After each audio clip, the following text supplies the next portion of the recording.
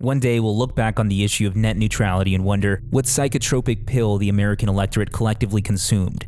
There are few issues that have sparked so much hysteria in so many as net neutrality. The flowery infographics, nobly stated celebrity pleas, and a superficial, common-sense characterization of the issue are understandably seductive to the average news consumer. But a consequence of this simplistic approach causes net neutrality activists to take leave of their senses entirely and morph into mindless exponents of an ideology that might make superficial or even intuitive sense, and that has a lot of political currency, but that doesn't withstand critical analysis. I think it would be more effective, no matter what side you're on here, to sharpen the focus of what you talk to the House about, or talk to the Hill about. They seem to be very confused because they hear different things from different people on the same side of the argument.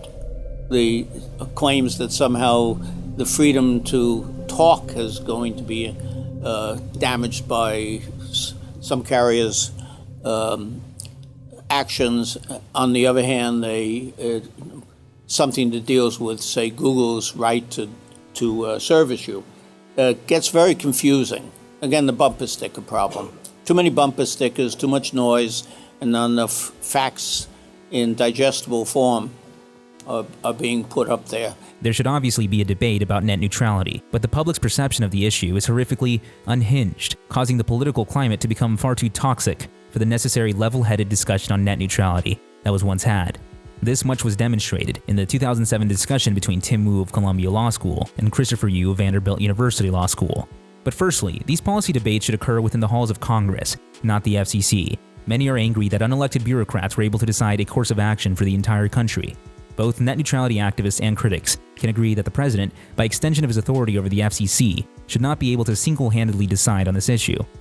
The EFF, a net neutrality proponent, agrees, explaining, without any authority or guidance from Congress, the FCC announced a policy statement. What if the next policy statement turns out to be a disaster for net neutrality?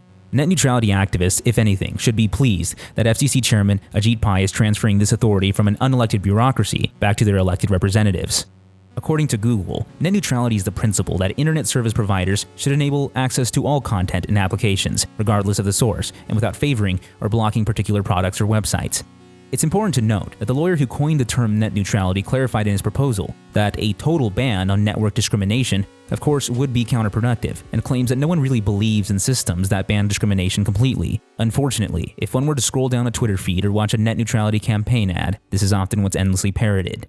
Vocal critics of net neutrality understand that there are gray areas in which government intervention may be necessary to police malicious ISP blocking, but that these discussions should and can be had on a case-by-case basis, not in a politically toxic climate where the marketing of a policy can supersede the facts. There are plenty of mechanisms in place to solve and to change bad activities on the part of a carrier. There's the antitrust actions, which can be brought and can be very effective.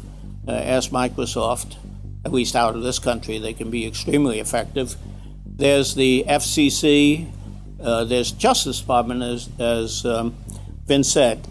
Many of us have concerns of who does what. The FCC has not had a spectacular track record in some areas of making subtle judgments, pricing evaluation, etc. The unbundling nightmares, I think that's a nice term, of the 90s was a good example of getting bogged down in regulatory mechanisms. After all, does it make sense to make enormous structural changes because of a few incidents that happened under contestable circumstances? In keeping with the understanding that a total ban on throttling would be counterproductive, Professor David D. Clark, the chief protocol architect of the internet until its commercialization and now senior research scientist at MIT, explains that network is not neutral and never has been. In fact, in 2009, he went on to laughably dismiss the premises of net neutrality as a happy little bunny rabbit dream that would be impossible and undesirable to implement, and that the requisite investors would not want to pour money into this open platform crap. The internet pioneer put the concept in its historical context, citing that the NSFNet, an early part of the internet backbone, discriminated in favor of interactive traffic. Embattled net neutrality critics commonly cite that prior to 2015, applications were never throttled. This is a superficial understanding of the issue.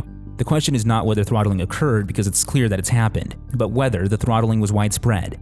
Net neutrality activists theorize that telecoms seek to throttle applications in a ploy to promote their own services. In many ways, it's similar to the one-dimensional reading of the gender pay gap feminists talk about. Although yes, women are paid less than men, study after study reveals that there were underlying causes that had nothing to do with the oppressive thumb of some shadowy group. Oftentimes, disparate outcomes aren't the consequence of some bad actor, but instead a natural development that is necessary to maintain the whole. This is not to say, of course, that malicious throttling doesn't exist, but that those clear cases should be handled by the FTC, not by handing unchecked power to an unelected group, which has a consistent track record of abusing it.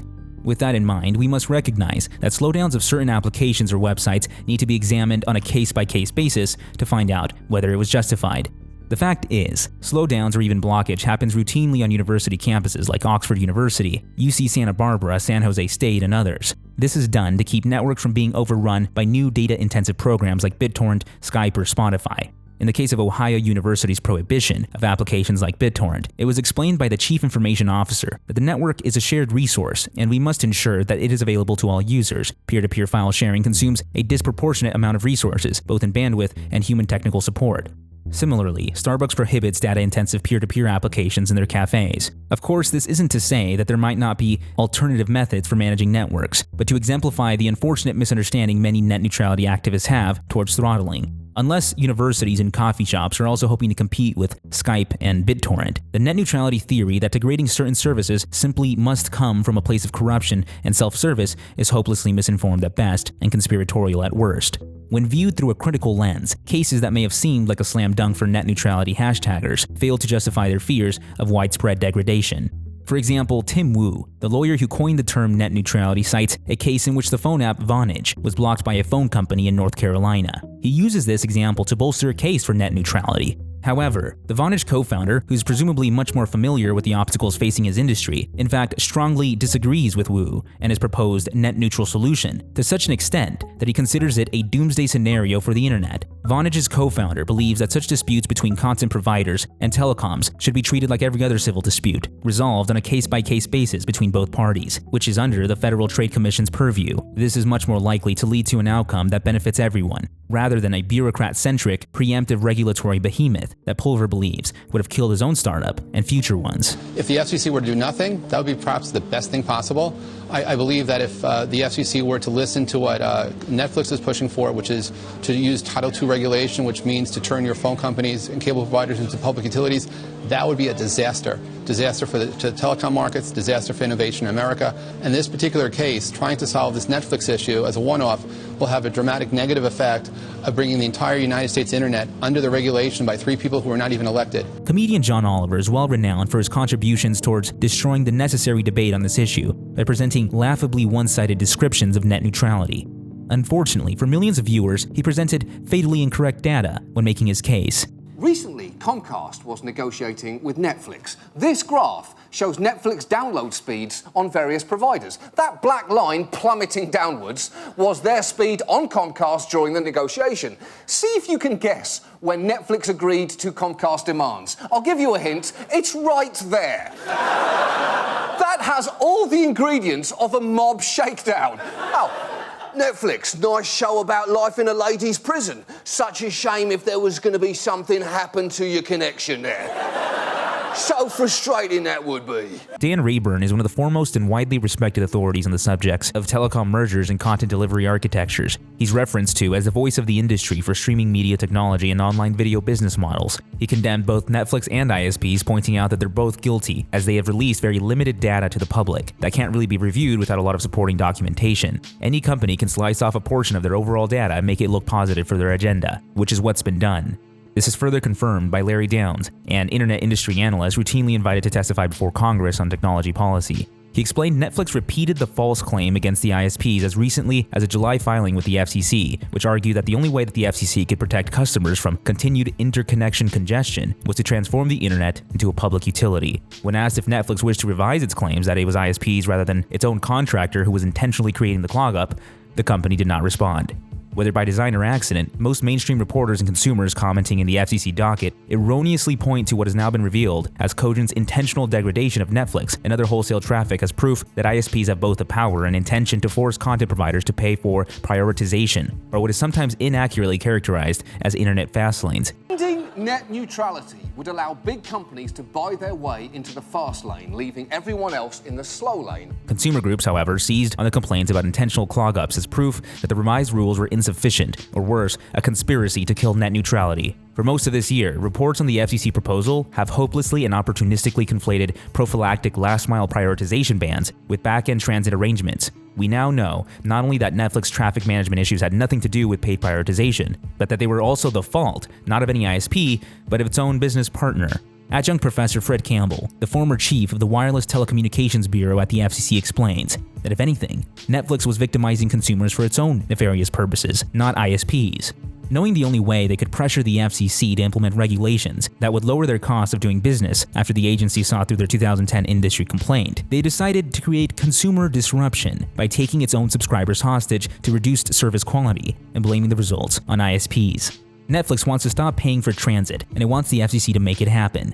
Netflix knowingly slowed down its video streaming service with the intention of blaming internet service providers. Specifically, Netflix used its relationships with internet backbone providers to deliberately congest their peering links with ISPs, and at the same time started publishing ISP speed rankings to make it appear that ISPs were causing the congestion. To succeed in pressuring the FCC, Netflix needed to let its service quality decline until it generated some headlines. It didn't take long for the tech community to oblige. Consumerists speculated that Comcast and Verizon might be throttling some of the traffic moving through them, and the allegation became widespread. Netflix had finally succeeded in persuading the public to link the internet backbone market with net neutrality. Another case often cited is that of BitTorrent, though news outlets and frustrated consumers were eager to assign a malicious motive to the throttling of this bandwidth-intensive program. BitTorrent's chief technology officer in 2008 acknowledged that while we think there were other management techniques that could have been deployed, we understand why Comcast and other ISPs adopted the approach they did initially, recognizing that the web is richer and more bandwidth intensive than it has been historically. We are pleased that Comcast understands these changing traffic patterns. This ultimately ended in a full-scale collaboration between the two companies that the co-founder and former president of BitTorrent described as a win.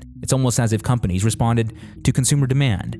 As soon as this controversy became widely publicized, their competitors also eagerly jumped to introduce new technologies in order to optimize peer-to-peer. An obstacle for network administrators is that peer-to-peer apps randomly connect users around the world. So while a Swedish file share retrieves files from the US and Japan, they're simultaneously uploading to users in Belgium and Australia. Contrary to the EFF's report that Comcast's network management technique was unreasonable, the internet's chief protocol architect explains that while it was an attack since the company used deceptive packets to interrupt connections, Comcast did have reasons to be worried about traffic spikes. Dr. Clark's take makes sense.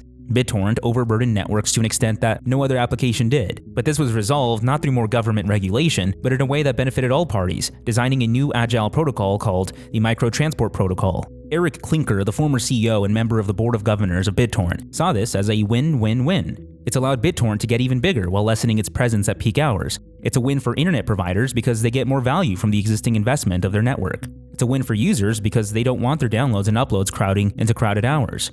The former BitTorrent CEO explained that contrary to the net neutrality narrative, this case was in fact the best example we have of technology being used to solve what is perceived to be a policy problem. Especially in the light of the internet as a global phenomenon, there's no single regulatory body for the internet, and hopefully there won't be. It's only through the technology that the internet's rules are written. AT&T's temporary blocking of FaceTime is thought to score another win towards bolstering a case for net neutrality. Unfortunately, this again reveals a utopian view of the world, where brand new data-intensive applications that operate in millions of users' hands can just be wished into full capacity.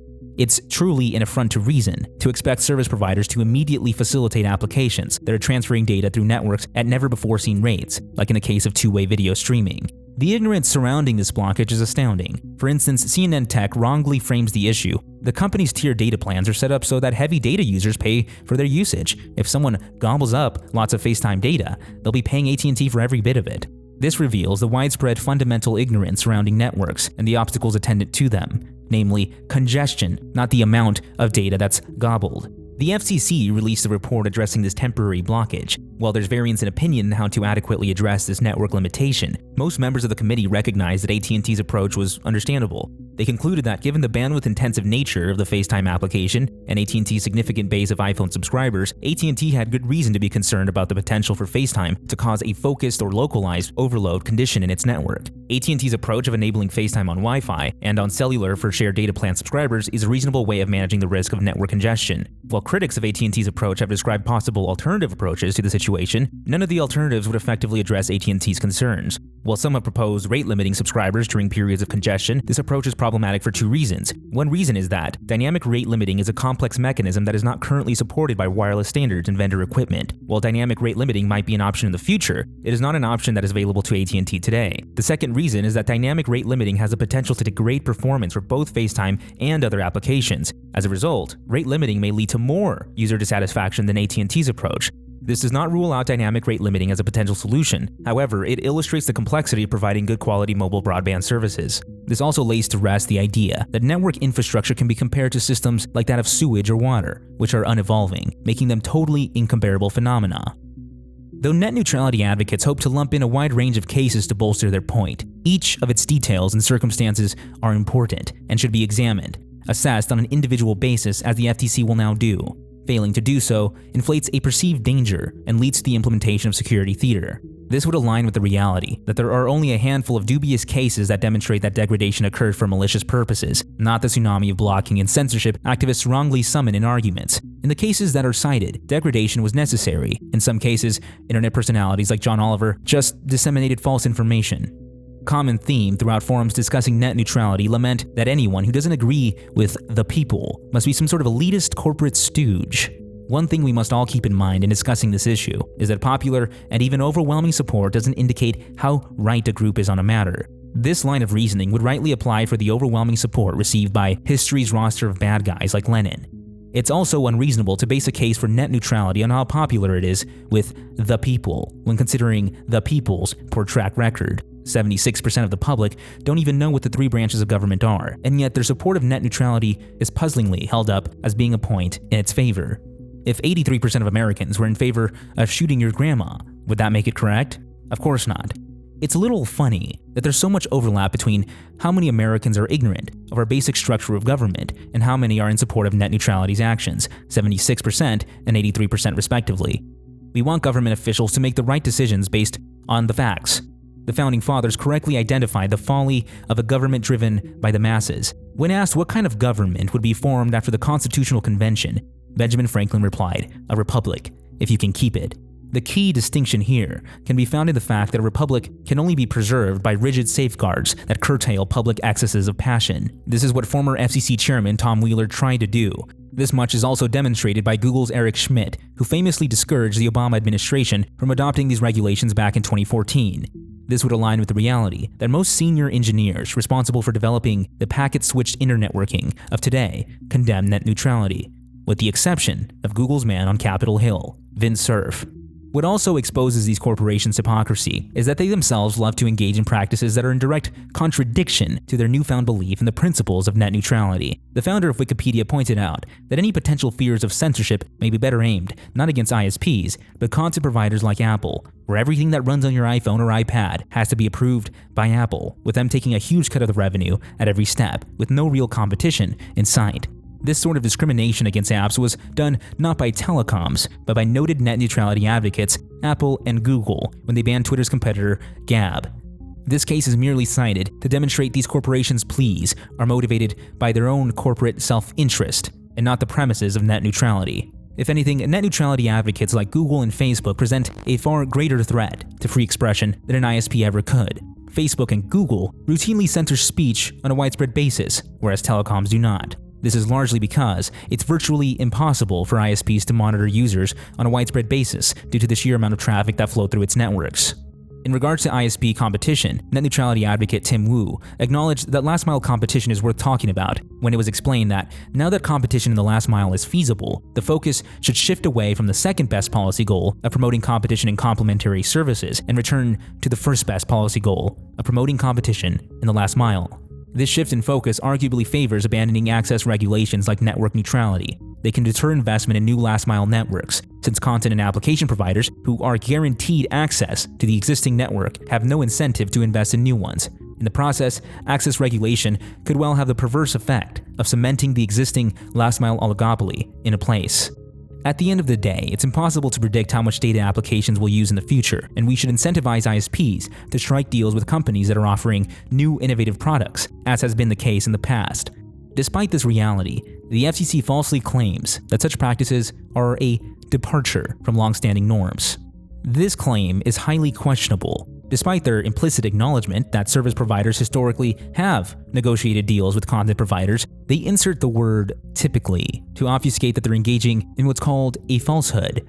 The fact is that ISP's historic ability to negotiate deals with content providers is the reason networks were able to grow at such a rapid pace. Dr. Thomas Hazlitt of George Mason University School of Law and the Obama-appointed commissioner of the FTC explain that contrary to what the FCC claims, it's not a departure from long-standing norms for app vendors to strike deals for preferential treatment. ISPs have long sold prime real estate on their startup pages, charging app providers for preferential treatment and deals putting together Google AOL, Rogers Cable Yahoo, and Disney Comcast. Non-neutrality also widely exists in the very lively CDN space, where popular app sellers buy faster access to the customer's screen by paying for local caching by a company like Akamai or Limelight Networks. And it intensifies competitive forces when a broadband ISP is allowed to compete for this business, caching content for those applications that pay extra. Rayburn explains that articles from mainstream outlets like TechCrunch, The Wall Street Journal, NPR, and many others aren't even getting the basics right. The rules would open the door for the first time for internet providers like Comcast and Verizon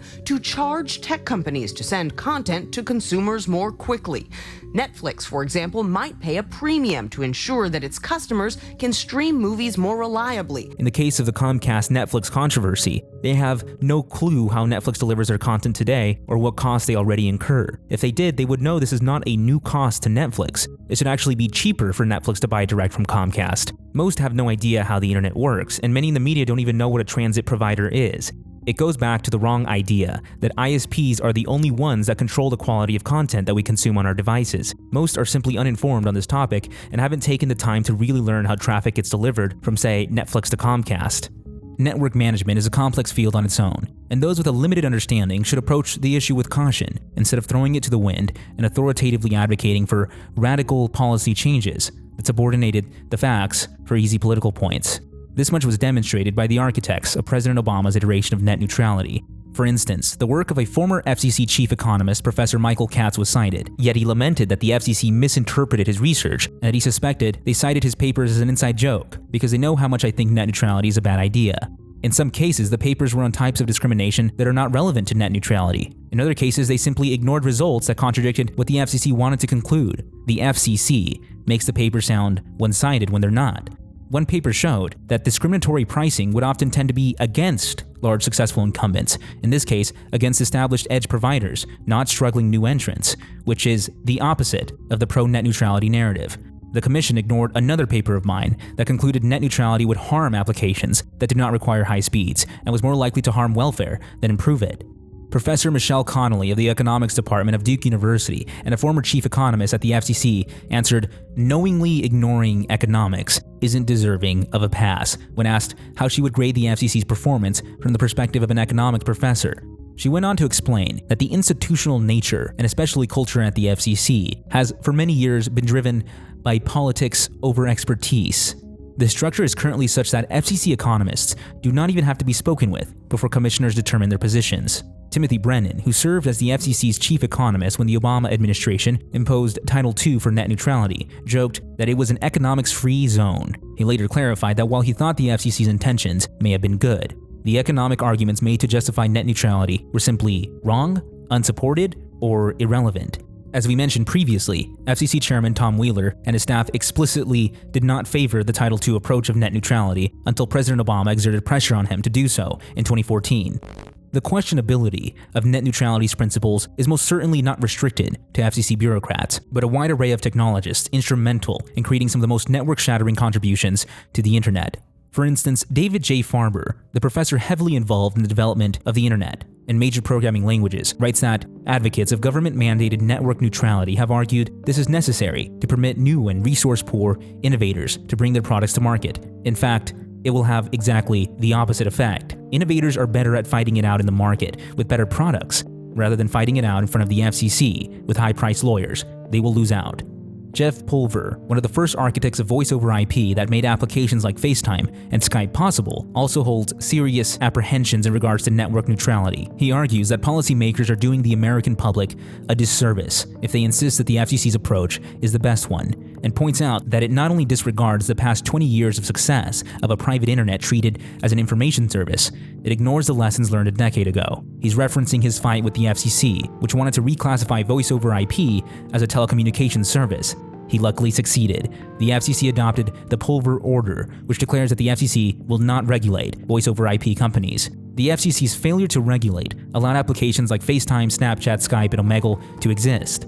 Robert Kahn is the most senior figure in the development of the internet. Back in 2007, when the net neutrality issue was only being discussed by experts, he gave a lecture at the Computer History Museum, where he dismissed the term net neutrality as a slogan. He explains that if the goal is to encourage people to build new capabilities, then the party that takes the lead is probably only going to have it on their net to start with, and it's not going to be on anyone else's net. You want to incentivize people to innovate, and they're going to innovate on their own nets or a few other nets. His fear stems from the fact that engineers would be held back by politically expedient legislation like net neutrality, unable to experiment with tactics to improve latency and jitter issues needed to move data. The purpose in citing these experts is not to appeal to authority, but to subvert the notion of a consensus among experts, an idea that collapses in catastrophic fashion with a sideways glance of scrutiny. There are plenty of debates held by industry experts that should be taken into account, which should remind entertainers that maybe they don't speak with as much authority as they think they do. It's amusing that some would still believe that despite expert difference of opinion on this issue, John Oliver's or H3's one-sided portrayal of net neutrality should be taken at all seriously. It's most certainly worth noting that the net neutrality popularizer Tim Wu openly acknowledged in its congressional testimony that net neutrality would grant the state authority to fully control the internet, to shape not merely economic policy, not merely competition policy, but also media policy, social policy, and oversight of the political process. When we consider internet policy, what we're really considering is not merely economic policy, not merely competition policy, but also media policy, social policy, oversight of the political process, issues of free speech. There are a wide range of non-economic values that I fear that the antitrust law, despite its expertise, despite the decades, indeed over a century of lawmaking in that area, simply does not capture. And for that reason, I think that despite its imperfections, we should stick with the process of FCC oversight of the internet and enforcement of net neutrality rules. There's nothing I can see in the rational responses of the carriers that would indicate that they are about to commit legal and antitrust suicide. In the case of the internet, the FCC is just not in a position to be able to evaluate the pros and cons of individual complaints. To have the Congress pass hazy laws and then to expect our regulatory mechanisms to be able to rapidly adjudicate those and rapidly be responsive to new technologies and new ways of doing things is probably expecting too much. The FCC's extremely spotty history, with its abuse of authority, all justified under the public interest and with noble intentions, spans decades. From its abuse of power through the Fairness Doctrine to its assaults on free speech in the early 2000s. Given these historical precedents, it would be more than wise to be extremely reluctant to grant the FCC, a bureaucratic entity with such little oversight and no elected officials, the power to regulate a free, open internet in such intrusive ways and with such broad a scope. Even if, in the case of the Fairness Doctrine, you aren't concerned by the government silencing conservatives. What of the prospect of an evangelical president like Mike Pence? He would then have the full authority to censor what he deemed immoral, all of course in the public interest, the beloved sacred concept that has been used as a pretext to trample rights time and time again.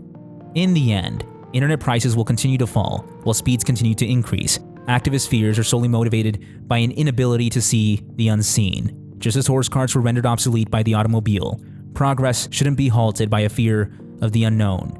In the case of internet service providers, there are a range of technologies like mesh or satellite networks that will soon become viable to dethrone and compete with established players. Innovators like Elon Musk are threatening the business models of established telecoms through new satellite networks. The fears cited by net neutrality advocates aren't based on concerns grounded in history or fact, but in paranoia. It's an exercise by which activists conjure up the worst-case doomsday scenario, while zealous regulators will grasp at any perceived risk to deeper embed themselves in the public trough. Innovators will take the risks and push past the public's expectations of what's possible. The only way that can happen, though, is if you set up an incentive structure that invites those qualities into the marketplace. Net neutrality does the opposite, and we'd all be paying the price, were it not for Ajit Pai's bold determination to stand firm against the irrationality of mob rule that has plagued every society.